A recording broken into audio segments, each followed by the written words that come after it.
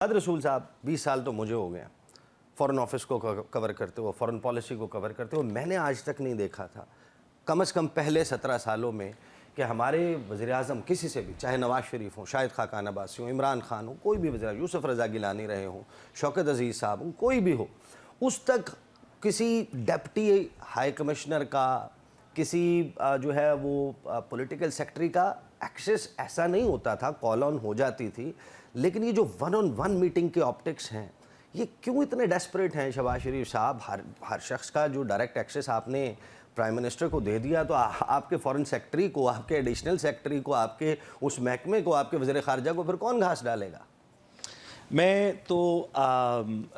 شاہ صاحب آپ کی بات کو تھوڑا سا آگے بڑھاتے ہوئے کہوں کہ بہت ہی ایک افسوسناک اور بہت ہی ایک سیڈ پاکستان کے لیے یہ لمحہ ہے. گزارش یہ ہے کہ پاکستان کی دیگر تمام دنیا کی طرح کچھ ڈپلومیٹک ڈگنیٹی ہونی چاہیے. آپ کو یاد ہے کہ جب کوئی فورن منسٹر آتا ہے تو ہیڈ آف دا اسٹیٹ اس کو ملنے کے لیے نہیں جاتا. جو آپ کے عہدے کی پیرٹی کے ساتھ کوئی شخص ہوتا ہے وہ جا کے اس کو ریسیو کرتا ہے. ہیڈ آف دا اسٹیٹ آتا ہے تو head of the state receive کرنے جاتا ہے. بالکل. کوئی ڈپلومیٹک ڈگنیٹی ہوتی ہے ممالک کے اندر کہ آپ پیرٹی کے ساتھ کسی ملک سے بات کریں گے. اس سے لا تعلق ہو کہ وہ کتنا اسٹرانگ ہے ملک، آپ کتنے ویک ہیں، یا آپ کتنے اسٹرانگ ہیں وہ کتنا ویک ہے. کچھ ڈپلومیٹک نارمز ہیں، آپ سے بہتر کون جانتا ہے، آپ تو اس اسکور کو کور بھی کرتے ہیں. ان کو سرنڈر کر دینا اس طرح کی ملاقاتوں کے اندر کہ ایک پرائیویٹ ڈیلیگیشن کو تقریباً ایک اسٹیٹ پروٹوکول کی طرح ریسیو کیا جا رہا ہے، وزیر اعظم سے ملوایا جا رہا ہے. اگر تو اس کے پیچھے کوئی واقعی اس طرح کا کوئی ماضی کے اندر فار ایگزامپل بل گیٹس وغیرہ کو ملوایا گیا وزیر اعظم سے، تو کوئی بات سمجھ آتی ہے. وہ کوئی ایسی پرسنالٹی ہیں جو پاکستان میں اس طرح کی انویسٹمنٹ کر سکتی ہیں. وہ تو ہمیں سمجھ آتی ہے، لیکن ہم جس کو مکیش امبانی بنا کے پیش کر رہے تھے وہ وجے مالیا نکلا نا. ایک رینڈم بزنس مین کو اس طرح کر کے کرنا تو بڑی عجیب سی بات ہے. لیکن میں اس سے تھوڑی سی آگے کی بات کروں، جو آپ ڈیسپریشن کی بات کر رہے ہیں. کسی وجہ سے ہماری اس وقت کی پالیٹی کو، ہماری سیاست کو، ہمارے دیگر گورننس سٹرکچرز کو یہ باور ہو چکا ہے کہ ہمیں کوئی کاؤنٹر نیریٹو کریٹ کرنا چاہیے. کہ ایک طرف سے ایک بات ہو رہی ہے، ایک طرف سے فری عمران خان کی ٹویٹ ہو رہی ہیں، وہ جو ولسن کر رہے ہوں یا رو کھنہ کر رہے ہوں یا گرینل کر رہے ہوں، ایک طرف سے فری عمران خان کی ٹویٹ ہو رہی ہے. تو ہمیں اس کو کسی طریقے کاؤنٹر نیریٹو کریٹ کرنا چاہیے. اس کے اندر ایزمپشن یہ ہے کہ حقیقت چینج نہیں کرنی چاہیے، کوئی نیریٹو اوپر سے کوئی بات بنانی چاہیے کہ ہماری بھی دال گل رہی ہے. یہ ملک اب بات نیریٹو کریشن سے آگے جا چکا ہے. اگر آپ اس بات کو کاؤنٹر کرنا چاہتے ہیں کہ آپ کا ایک سیاسی مخالف ہے عمران خان، اس کے حق میں امریکن کانگریسمن کی طرف سے ٹویٹس ہو رہی ہیں یا ٹرمپ کے کیبنٹ ممبر سے ٹویٹ ہو رہی ہیں، اگر آپ اسے کاؤنٹر کرنا چاہتے ہیں تو آپ ایک بس گورے شخص کو پرائم منسٹر سے ملوا کے ایک بیانیہ نہیں بنا سکتے. آپ کو اس کو کاؤنٹر کرنے کے لیے کوئی پالیسی انیشیٹوز لینے پڑیں گے، کوئی عوام سے سیدھی بات کرنی پڑے گی، کچھ تسلیم کرنا پڑے گا. دو غلطیاں جو آپ سے ہوئیں، فار ایگزامپل ابھی انٹیریئر منسٹر صاحب کا جو امریکہ کا دورہ تھا، آپ اس کو جیسے مرضی سپن کر لیں، آپ اس کو سکسیس سٹوری نہیں بنا سکتے. آپ کو کچھ باتیں تسلیم کرنی چاہیے. جب آپ تسلیم کریں گے لوگوں کو پتہ چلے گا آپ سچ بول رہے ہیں، اس کے اندر سے آپ کا کوئی وجہ ہے، کوئی آپ کے پاس فیکٹس ہیں یہ سچ بولنے کے لیے، تو وہاں سے آگے چند لوگ آپ کے ساتھ چلیں گے. اگر آپ کہیں کہ ایک دورہ بہت کامیاب ہوا تھا اور دیکھیں اس کے ثمرات یہ ہیں کہ یہ ہمارے پاس ایک گورا ہے جو آ گیا ہے اور یہ انویسٹمنٹ کرے گا اور اس کا بیک گراؤنڈ چیک بھی پراپرلی نہ کیا گیا ہو، تو یہ بیانیہ بنانا ناکافی ہے. حقیقت کو تسلیم کریں، اس حقیقت کا کسی حقیقت سے جواب دیں، بیانیے سے جواب دیں. جو ہماری جوڈیشل لڑائی ہے یہ آسانی سے اور جلدی ریزالو ہوتی نظر نہیں آ رہی. اس کی 2-3 ایونیوز جو یہاں سے آگے آپ کے سوال سے نکلتی ہیں میں وہ واضح کر دوں اور بتاؤں کہ کیوں یہ میرے خیال میں بھی ریزالو نہیں ہوگی. پہلے تو حکومت کا یہ ڈیمانڈ بھی ہے، ان کی امید بھی ہے کہ 26ویں ترمیم کا کیس یہی آئینی بینچ سنے اور فیصلہ کر دے اور سب لوگ ایکسیپٹ کر لیں. لیکن اگر اسی بات کو بھی آگے بڑھایا جائے تو کیونکہ یہ مقدمات 26ویں آئینی ترمیم کے آرٹیکل 184(3) کے نیچے سنے جا رہے ہیں، یعنی کہ ڈائریکٹلی سپریم کورٹ کے سامنے پٹیشنز میں سنے جا رہے ہیں، تو ان تمام کے اندر ایک انٹرا کورٹ اپیل بھی فائل ہو سکتی ہے جو مسلم لیگ نون کی گورنمنٹ نے، پی ڈی ایم کی گورنمنٹ نے انٹروڈیوس کیا تھا کہ 184 کی کیسز میں اپیل فائل ہو سکتی ہے جس میں نواز شریف صاحب کی ڈسکوالیفیکیشن والی اپیل سنی گئی تھی. تو آپ اس کے خلاف ایک اپیل فائل کریں گے جو ان ججز کے سامنے جائے گی جو اس کو نہیں سن رہے باقی ججز میں سے ایک لارجر بینچ ہے، اور وہ اس 8 ممبر سے بڑا یعنی کہ کم از کم 9 ممبر کا بینچ بنانا پڑے گا۔ حکومت کو یہ لگتا ہے، جب آپ اس ٹیپ کو رول فارورڈ کریں تو حکومت کو یہ لگتا ہے کہ اس لمحے ہمیں باقی جو تمام جج صاحبان ہیں، جس میں جسٹس منصور علی شاہ صاحب، جسٹس منیب اختر، دیگر لوگ عطر اللہ صاحب وغیرہ شامل ہیں، ان کے بینچ کے سامنے ایک اپیل سنوانی پڑے گی، تو یہ تو بہت مشکل ہو جائے گا۔ تو کیوں نہ ہم اپنی مرضی کے کچھ جج، معذرت ہمارے دوست کہتے ہیں بھرتی کر لیں، میں اس لفظ سے ایگری نہیں کرتا لیکن چلیں ایلیویٹ کر لیں، تاکہ جب اپیل کی سٹیج آئے 26ویں آئینی ترمیم کے مقدمے کی تو ہمارے پاس جج صاحبان موجود ہوں۔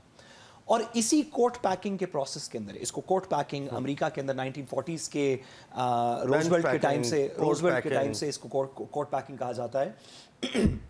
اسی کورٹ پیکنگ کے عمل کے اندر اگر ججز ایک دفعہ تعینات ہو جائیں اور آپ کو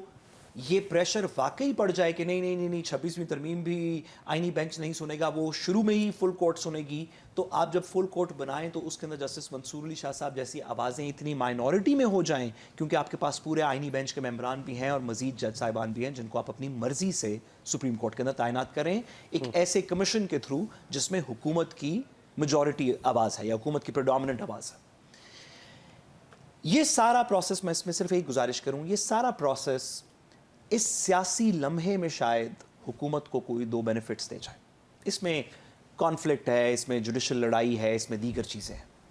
لیکن جتنا دیر پا نقصان یہ پاکستان کو جوڈیشل سسٹم کے اندر ٹنکر کر کے کیا گیا ہے، یہ سیاسی لمحہ تو گزر جائے گا۔ آج کوئی شخص پرائم منسٹر ہے، کھا گئی یہ زمین آسماں کیسے کل کوئی اور ہوگا، اگلے دن کوئی اور ہوگا، یہ 6 مہینے کا لمحہ نہیں ہوگا تو سال کا ہوگا، سال کا نہیں ہوگا تو 2 کا ہوگا، یہ ایک چھوٹا سا سیاسی لمحہ ہے۔ ہم تاریخ میں دیکھتے ہیں آئینی ترمیم اس طرح کے موقعوں پہ کی گئی ویسے کہ ایک ایک بات سیاسی دیں شہباز شریف صاحب کو، وہ لمحہ جب ہم نے دیکھا کہ وہ UN جنرل اسمبلی کے پوڈیم پہ کھڑے ہوئے تھے، لوگوں نے کہا یہ لمحہ دوبارہ نہیں آئے گا، لیکن وہ آ گیا ان کی زندگی میں، بس جی، کہ ان کا آخری چانس ہے، پہلا اور آخری چانس ہے۔ اللہ عزت دینے والا ہے اور عزت لینے والا بھی ہے، اتنی ہی اس میں بات ہو سکتی ہے۔ گزارش یہ ہے کہ جب بھی ہم نے سسٹم کو پرماننٹلی ڈیفارم کر دیا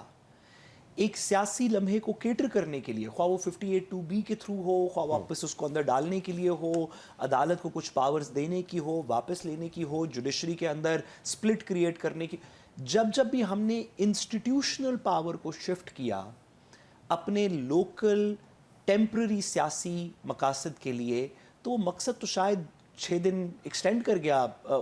لیکن جو پرماننٹ ڈیمیج پاکستان کو ہوا وہ دہائیوں بعد بھی لنگر آن کرتا ہے۔ اس 26ویں ترمیم اور اس کے تابع کی گئی کارروائی کے ساتھ بھی تقریباً یہی حال ہے۔ یہاں سعد رسول صاحب، یہاں تو دانیال عزیز صاحب جو کہہ رہے ہیں وہ یہ ہے کہ پہنچی وہیں پہ خاک جہاں کا خمیر تھا۔ 80s والے نواز شریف جو ڈیفرنٹ تھے، جو بعد میں سول سپرامیسی کے دائی ہو گئے تھے، آئین اور قانون کی جد و جہد کرتے ہوئے نظر آتے تھے، وہ ایک وقفہ تھا، توقف تھا، وہ ختم ہو گیا، اب واپس پہنچ گئے جہاں سے بیک ٹو اسکوئر ون شروع ہوا تھا کام۔ دیکھیے،